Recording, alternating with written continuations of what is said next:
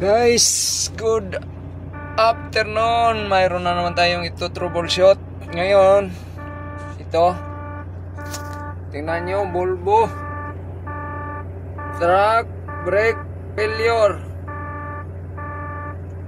Tapos, kung wala kayong idea, ang gawin ninyo, tingnan nyo kung alin ang may problema na module natin. Dito kayo sa computer ng sasakyan natin. May sariling computer ang mga truck natin ngayon. Dito kayo sa maintenance.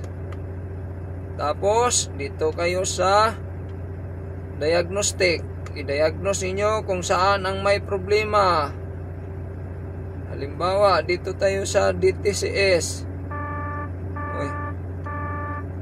Yan, nag-aalarm. Cancel mo lang.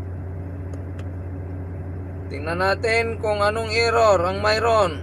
Marami siyang error. Sa audio mayroon, sa engine mayroon, sa central chassis module mayroon. Ito sa ABS, related ito sa brake failure. Tingnan nyo guys. C001 C13.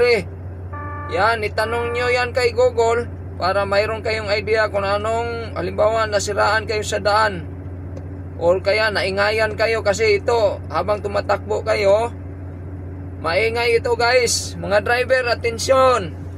Yan, tingnan, panoorin nyo ito. Volvo, kusang maglabas ng truck brake failure. Ngayon, kahit wala kayong computer, pwede ninyong tingnan. Basta sundan nyo lang itong ano natin. Yan. Maintenance, diagnostic, DTCS. Kung brake failure, karamihan sa ABS related yan. Kasi yung sasakyan natin, lahat na brake natin ABS ang monitor.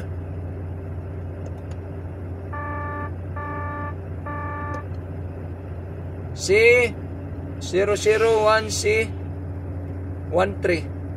Yan, tingnan natin. I-google natin kung anong sira.